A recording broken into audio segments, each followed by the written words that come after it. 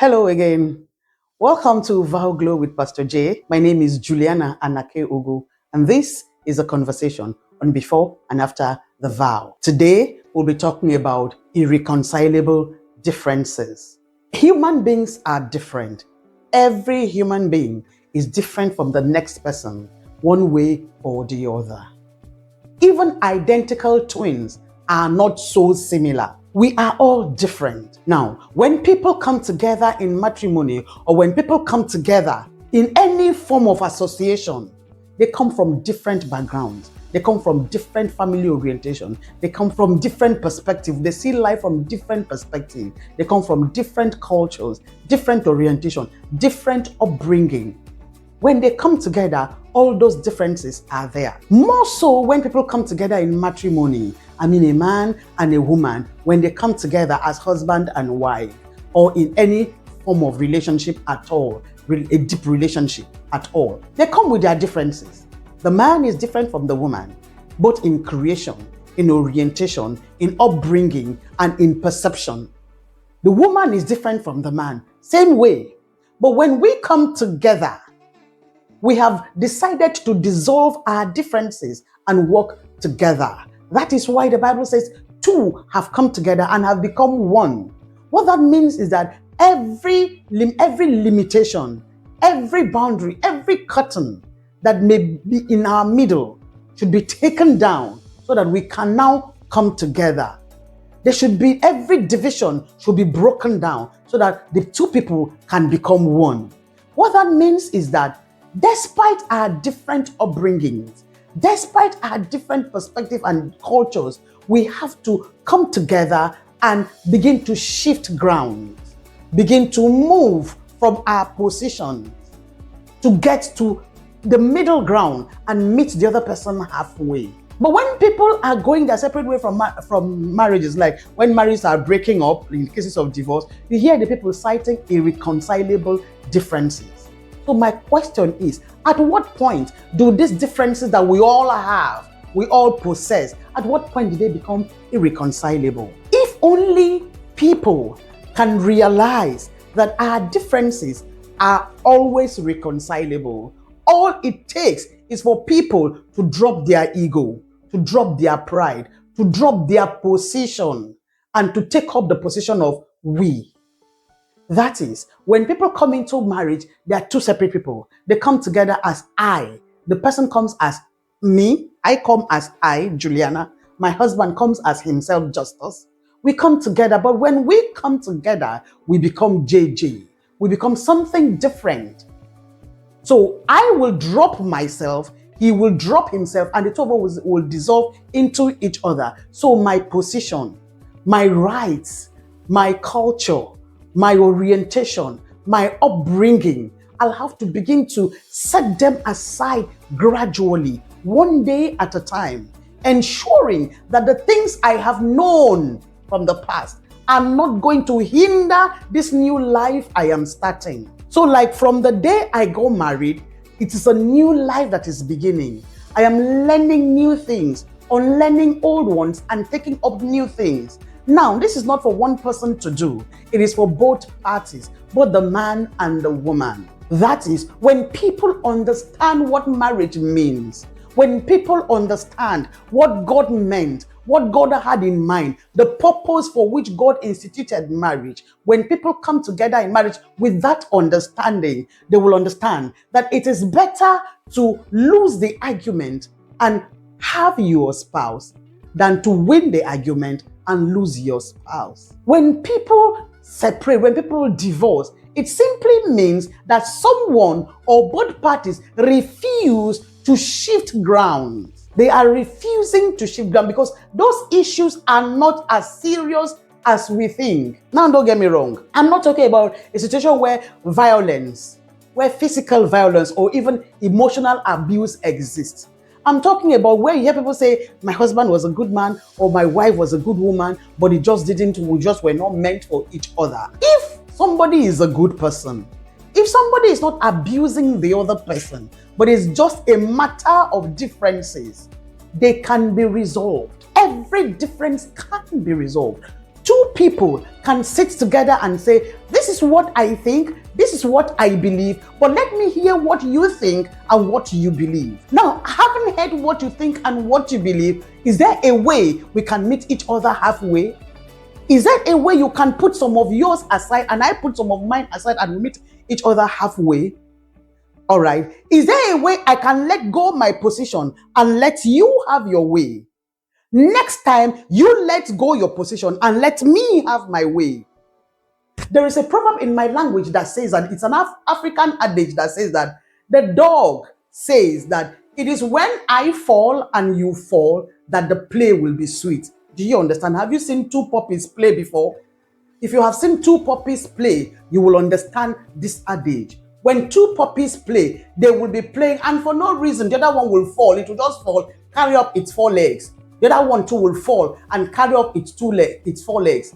They'll just keep hitting their heads and, hitting each other and falling. It's not the other one pushing the other one down. The other one just falls on its own. The puppy just falls down on its own. And then the other one too falls down on its own. Sometimes one puppy falls down, the other one falls down too. If you have not seen two puppies play before, go and look for a way to watch two puppies play. You will understand this. It says, when I fall and you fall, then the play will be fun. The play will be sweet. That is how it should be in marriage. When one person lets go his position, the other one lets go her position. From time to time, you win some argument, you lose some argument. You let some things go. You do not insist that things must be the way you want them. Letting it go. And when the other person is insisting that you let things go, you let them go. And another day, you also let it go for the other person. That is to say, both of you are committed to your relationship.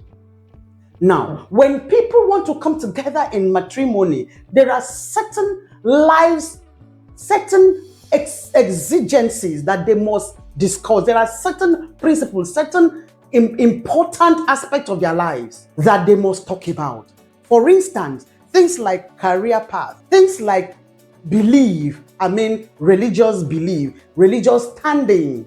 What those things are things that you should discuss and talk about. Major issues. Once those major issues are discussed and talked about and a position arrived at from the beginning, before it gets to the time of marriage, any other thing can be resolved. So what am I saying? I am saying in essence that when people come together in matrimony, they should learn to understand that a marriage is two people coming up together, two people dissolving into each other, two people letting go their position in order to take up the position of we. So they cease to be I, they now become we. They are no longer looking at life from the I perspective, they are looking at life from the we perspective. That is the two of them. Whatever affects the other person is supposed to affect the other person. Now they have become one. Just like it is said that in the body of Christ, the eye is important just as the mouth is important. So the man is important just as the woman is important. So both of them look at their position, and the positions of both of them are important. But they can value their marriage above those positions. They can prize their marriage above those positions and let their paths go. The Bible tells us that instead of two Christians going out to the world to be judged by a judge, one person should rather suffer the loss, suffer the hurt. What does that mean? It means that instead of us destroying this union that we have, one person should rather admit that, okay, I accept the hurt. Okay, I accept whatever it is. Okay, I put down my position. All right, I let down my rights, my everything that I think I am standing on. I let it go so that yours can prevail, so there can be peace in the interest of our marriage. That is the reason why we are here saying every day that nobody is superior to the other person in a marriage. Both parties are equally important. But both parties should be committed to the marriage to the extent that no difference will be irreconcilable. To the extent that whatever it is that is a difference between them can be reconciled. So that they will realize that together, committed to this marriage, nothing can break them. No storm will arise that will break them. If this marriage is rooted on the rock, if this marriage is rooted on principles, if this marriage is properly understood before they go into it. Let me tell you something. When people leave their marriage because of irreconcilable difference, 5 years down the line, they usually discover that those differences were not serious after all. And that's why you hear people say, if I knew what I know now, I would not have left my marriage. I have heard people say that many times. If I knew what I know now 10 years ago, I would not have left my marriage. 5 years ago, I would not have left my marriage. Because they come to a point where they realize that those things that were seeming as if they were such terrible things weren't that terrible after all. That those things that looked as if, that position that looked as if I do not execute this thing, if I do not do this thing that I want to do, if I am not allowed to do this thing, to carry out what is in my mind, then the world will come to an end. They will just find out that even outside of the marriage, they didn't carry out the things they proposed to carry out, but the world didn't end. So, our differences are not so irreconcilable. When people sit down and think deeply about these issues, they are not so irreconcilable. People should get to understand what marriage is. Get a proper understanding what it means to get married. Make up their minds on what they want from their marriage. So that when they get into the marriage, every little storm will not break the marriage. Because in a marriage, just like in a life generally, storms will arise. There are bound to be storms. There are bound to be arguments. There are bound to be differences of opinion. We are bound to see things from different perspectives. There are bound to be little things that we think are serious, but in the real sense are not that serious. Things that we say, for the sake of my marriage, I'm willing to let this go. For the sake of my marriage, I'm willing to let this go. As Christians, we are permitted to turn the other cheek when we are hit, when somebody strikes us. Remember, that doesn't necessarily mean that you let people fall all over you. It means that from time to time, you let go your position in order that peace may reign. You let go your position for the greater good of the relationship. You let go your position for the best interest of your marriage, that you two are better than one. And honestly speaking, when people overstep their differences, when people step on their differences in order to meet each other halfway, their bond will become stronger. And as the days go by, as years roll by, they will discover that they made a good choice, that they made a good decision by letting go those differences and clinging to each other. That will make them stronger together. That will make them grow closer to each other. That will make them love each other the more. Those differences are not so irreconcilable if you look at the matter very seriously. Let me know what you think in the comment section. Remember, this is a conversation.